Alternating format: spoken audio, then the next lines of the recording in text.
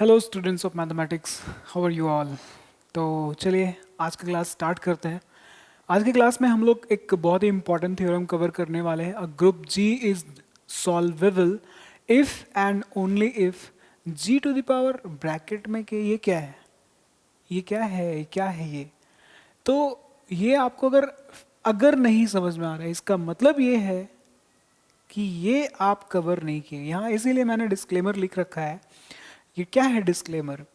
आपको यहाँ पे अगर अगर आप सच में इस थ्योरम को समझना चाहते हैं, then just go and watch this video lecture first, okay, जिसमें से हम ये कवर किए हैं। कौन सा टॉपिक? कॉम्यूटेटर सब ग्रुप क्या है, क्योंकि ये कॉम्यूटेटर है ना। कौन सा? केथ कॉम्यूटेटर है ये कॉम्यूटेटर। आपको अगर नहीं समझ में आ रहा है तो आपको ये पहले देखना चाहिए इस थ्योरम को, अगर सच में आप अगर अच्छे से समझना चाहते हैं तो। उसमें कॉम्यूटेटर सब ग्रुप के बारे में बताया गया एक ही वीडियो के अंदर। उसी वीडियो के अंदर में हम वहाँ पे डिस्कस किए हैं इंपॉर्टेंट थ्योरम, या फिर आप रिजल्ट्स कह सकते हो थ्योरम के बेसिस पे, जो कि बहुत ही इंपॉर्टेंट है। वो थ्योरम जो है वो कॉम्यूटेटर सब ग्रुप से रिलेटेड है, जो कि बहुत ही इंपॉर्टेंट है इस थ्योरम को समझना, इस थ्योरम को समझने के लिए। ऑब्वियसली ये थ्योरम सॉल्वेबल ग्रुप के ऊपर है, तो आपको सॉल्वेबल ग्रुप और सॉल्वेबल सीरीज के बारे में पता होना ही चाहिए, नहीं तो फिर ये थ्योरम कैसे समझेंगे आप। ओके, तो ये था डिस्क्लेमर। अगर आप इसके बिना अगर इस थ्योरम को समझने की कोशिश करेंगे तो 100% गारंटी कि ये थ्योरम बिल्कुल भी नहीं समझ में आने वाला है। लेकिन अगर आप इसको पहले समझ लेते हो कि कॉम्यूटेटर सब ग्रुप क्या होता है, ये इंपॉर्टेंट थ्योरम जो इस थ्योरम को समझने के लिए इंपॉर्टेंट है, वो 4 रिजल्ट्स क्या होते हैं, वो अगर आप पहले कवर करके अगर इसको कवर करते हैं इस थ्योरम को, देन डेफिनेटली 200% गारंटी कि ये थ्योरम आपको समझ आ जाएगा। आगे बात समझ में?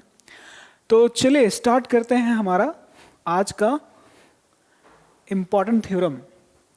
क्या है ये theorem? A group G is solvable if and only if kth commutator subgroup of G is equal to a group containing identity element only, that is E।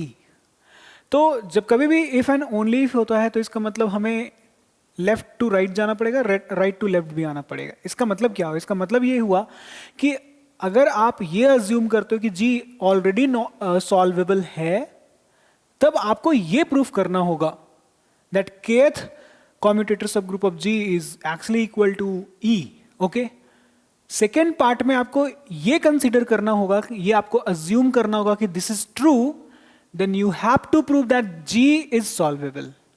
ये मतलब होता है इफ एंड ओनली इफ का मतलब, ठीक है।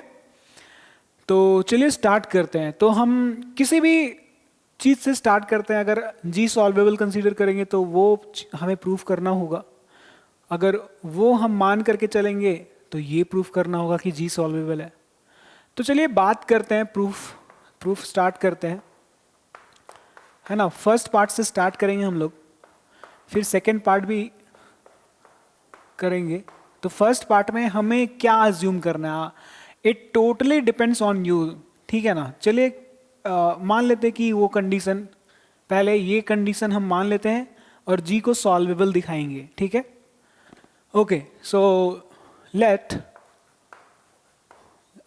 G का kth commutator subgroup identity element के बराबर है, and this is true. Let this is true, okay. Then what we have to do here, then we have to so we have to prove भी बोल सकते हो आप। Then we have to so prove, एक ही बात हुआ। Then we have to prove that Z is solvable, ये हमें प्रूव करना होगा। ओके, चलिए स्टार्ट करते हैं, कैसे आगे बढ़ेंगे, है ना, क्योंकि हम लोग यहाँ पे हर चीज़ों को समझेंगे अच्छे से। ओके, पहले इसको हटा लेते हैं डिस्क्लेमर। ये आप समझ गए होंगे कि आपको पहले क्या काम करना है इस थ्योरम को समझने के लिए।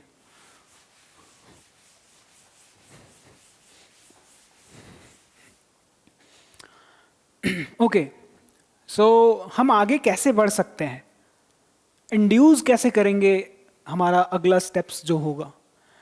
तो जो भी इंफॉर्मेशन है हमारे पास, क्या इस स्टेटमेंट को पढ़कर क्या पता चला, बस एक लौता ये स्टेटमेंट है हमारे पास कि kth कॉम्यूटेटर सब ग्रुप जो है वो ई के बराबर है। इसका मतलब समझ में आ रहा है? अगर k का वैल्यू रैंडम से आप ले लीजिए, चलिए मान लेते हैं कि 10 ले लेते हैं, तो ये kth कॉम्यूटेटर सब ग्रुप है। इस kth कॉम्यूटेटर सब ग्रुप ये k का वैल्यू अगर हम लोग यहाँ पे कितना 10 लिए थे ना, तो ये 10th कॉम्यूटेटर सब ग्रुप हो गया ना। अगर 10th कॉम्यूटेटर सब ग्रुप एग्जिस्ट कर पा रहा है जी के लिए, तो इसका मतलब इसका 9th कॉम्यूटेटर, इसका 8th कॉम्यूटेटर सब group, 7th, 6th, 5, 4th, 3rd, 2nd commutator सब ग्रुप, 1st सब कॉम्यूटेटर सब ग्रुप ऑफ जी, सब सारे कॉम्यूटेटर्स ऑलरेडी एग्जिस्ट कर रहे होंगे, तभी तो ये 10th वाला आया ना, तभी तो ये 10th एग्जिस्ट कर रहा है। kth एग्जिस्ट कर रहा है, मतलब k-1 ऑलरेडी एग्जिस्ट कर रहा है, k-2 इसके पहले वाला, तो ये सारे एग्जिस्ट कर रहे हैं। तो कहां हैं वो सारे, उनको लेकर के आइए यहां पे। तो ये हमें आगे स्टेप्स बढ़ाने में हेल्प कर रहा है। इसका मतलब ये हुआ कि वो सारे कॉम्यूटेटर सब ग्रुप्स हमारे पास है ऑलरेडी, ओके। और कॉम्यूटेटर सब ग्रुप का एक सीरीज भी होता है, तो चलिए उस लेट कर लेते हैं। Let us consider the series of commutator सब ग्रुप।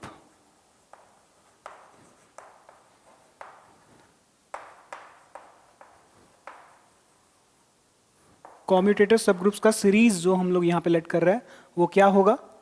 सबसे पहले तो यहाँ पे G होगा, है ना, और G को ही हम लोग G0 बोल सकते हैं, और G का फर्स्ट कॉम्यूटेटर ये है। फर्स्ट कॉम्यूटेटर का मतलब ओनली डैश, और इस डैश या फिर इसको आप 1 भी बोल सकते हो, जिसको हम लोग ब्रैकेट में रखते हैं।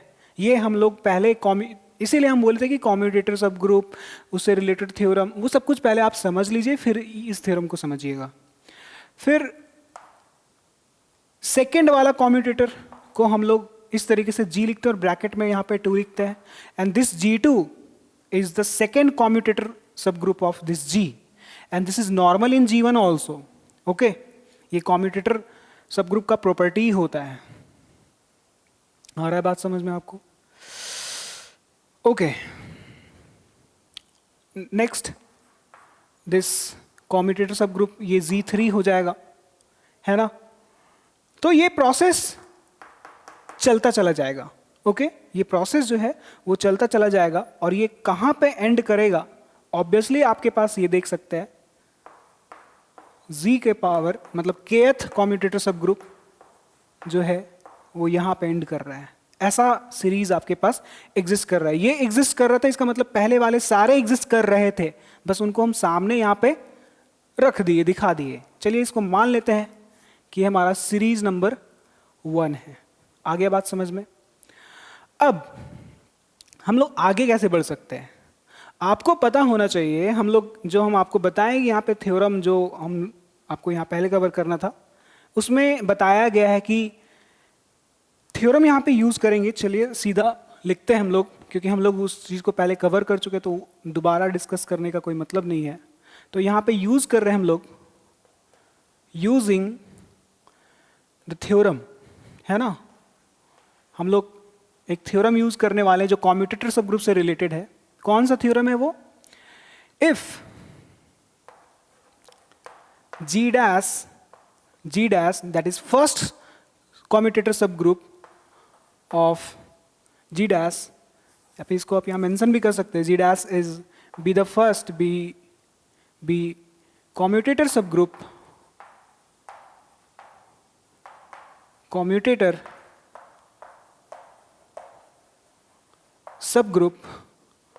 of G, then अगर ऐसा कंडीशन है तो हमारे पास एक रिजल्ट होता है क्या?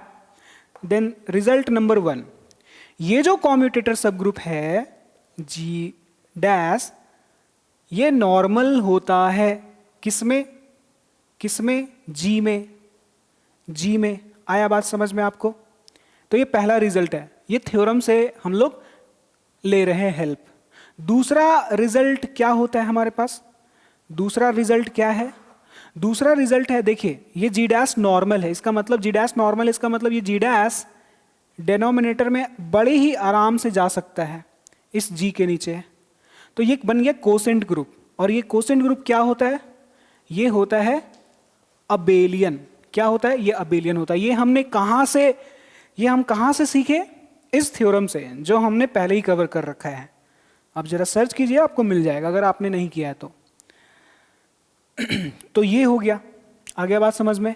अब जरा देखिएगा, इस थ्योरम को हम लोग यूज करेंगे सीरीज वन में, ठीक है? आ रहा है बात समझ में? सीरीज वन में यूज कीजिए। कोई भी कॉम्यूटेटर सब ग्रुप, कोई जैसे ये जी का कॉम्यूटेटर सब ग्रुप जी डैश है, इसका मतलब ये जी डैश नॉर्मल होता है, मतलब जो कॉम्यूटेटर है वो नॉर्मल हो जाता है जिसके लिए वो कॉम्यूटेटर है। तो यहां पे तो कॉम्यूटेटर सब ग्रुप का सीरीज ही है। This G2 is the commutator subgroup of G1, okay, and we can say this is the second, है ना, this is the second commutator subgroup of G, okay. तो आप ऐसे बोल सकते कि ये जो थर्ड कॉम्यूटेटर सब ग्रुप है वो सेकेंड वाले का नॉर्मल है, सेकेंड वाले फर्स्ट वाले का नॉर्मल है, इस तरीके से। तो क्या आप इस बात को लिख सकते हो, देयरफॉर फ्रॉम सीरीज वन से आपको क्या मिल रहा है? वी गेट, क्या मिल रहा है आपको? ये बात मिल रहा है, देखिएगा जरा ध्यान से। यहां पे किसी भी आप जी आई को उठा लीजिए और उसका ये डैश दैट इज कॉम्यूटेटर को जरा ढूंढिए। तो हम यहां पे किसका बात कर रहे हैं? आप जरा देखिए ध्यान से। यहां पे हम बात कर रहे हैं किसी भी, जैसे यहां पे आई का वैल्यू आप मान लीजिए 2 ले लिए हैं, तो इसका मतलब ये हुआ Z2 का कॉम्यूटेटर कौन है? Z3। इसका देखिए आई का वैल्यू 2 लिए हैं, तो यहां पे तो Z2, और Z2 का कॉम्यूटेटर मतलब इसका कॉम्यूटेटर कौन है? इसका कॉम्यूटेटर है Z3। तो क्या ये नॉर्मल नहीं है? क्या ये नॉर्मल नहीं है? किस में नॉर्मल होगा? ये नॉर्मल होगा Zi में। आ रहा है बात समझ में? ये नॉर्मल होगा Zi में। आ रहा है बात समझ में? ये इस थ्योरम को यूज कर रहे हैं हम लोग जानते हैं कि कोई भी कॉम्यूटेटर अपने पहले वाले में, अगर G dash is commutator of G, in the similar way this G3 is commutator of G2। अगर ये G3 कॉम्यूटेटर है इस G2 का, मतलब ये नॉर्मल होगा G2 में। वही बात हम लोग यहां पे लिख रहे हैं। अब जरा I का वैल्यू 2 लेकर के चेक कीजिए, तो ये क्या बन जाएगा? Z2 पे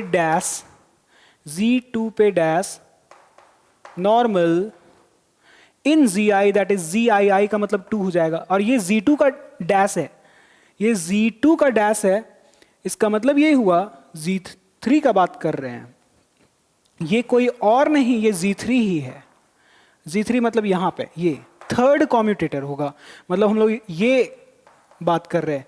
and this is obvious because we know in a commutator subgroup we have a theorem कि if G dash is commutator subgroup of G, then this G dash will be normal in G.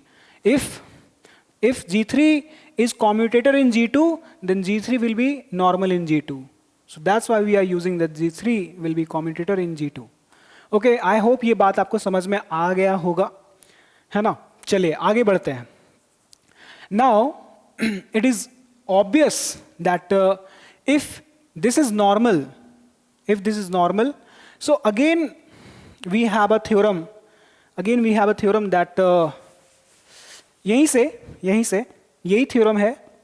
देख लीजिए आप, इस theorem में आपके पास 2 result था कि ये नॉर्मल होगा कॉम्यूटेटर, और इस बात का ध्यान दीजिएगा कि जो कॉम्यूटेटर है वो नीचे जा पा रहा है, और ये कॉम्यूटेटर G का था, तो इसका मतलब ये है जो कॉम्यूटेटर जो नॉर्मल है वो नीचे जा सकता है।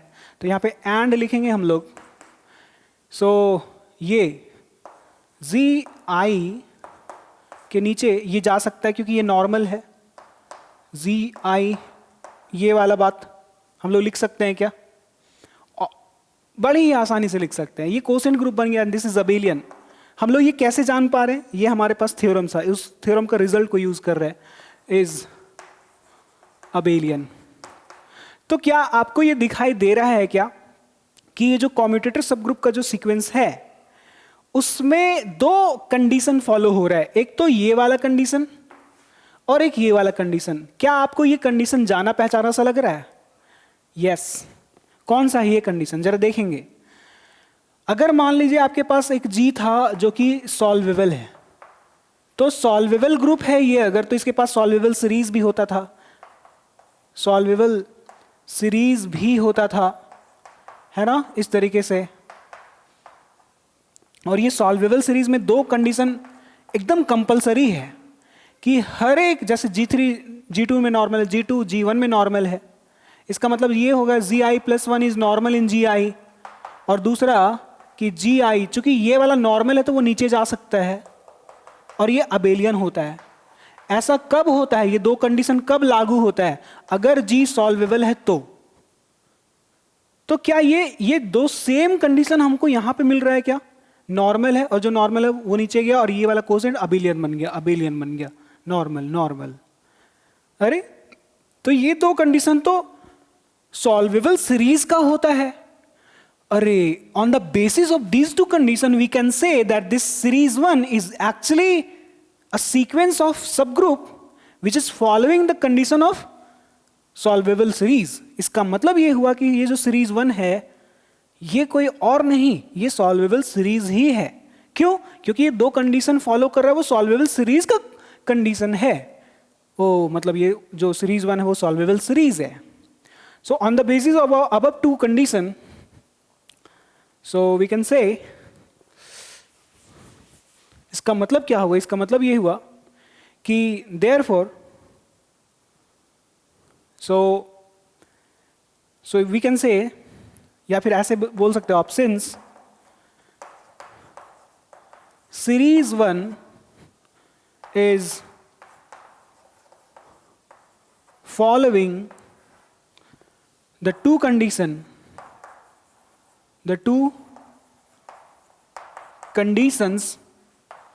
of solvable series। ये solvable series का कंडीशन को फॉलो कर रहा है।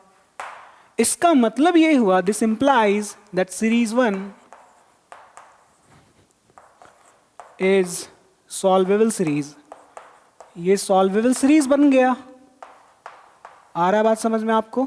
ये सॉल्वेबल सीरीज बन गया। आप जरा बताइए, सॉल्वेबल सीरीज बन गया तो ये किसका सीरीज है? जी का।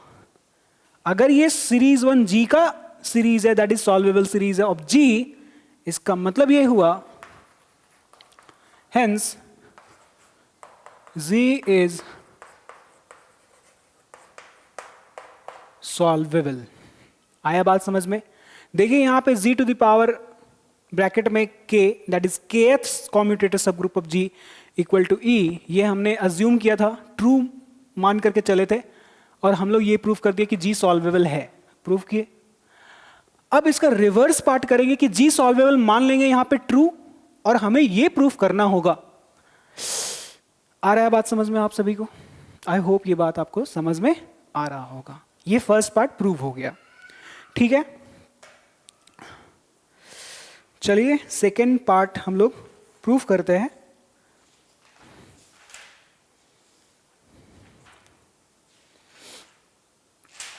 ओके,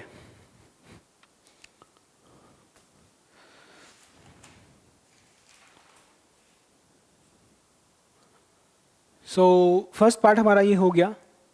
अब हम लोग सेकेंड पार्ट को प्रूफ करेंगे।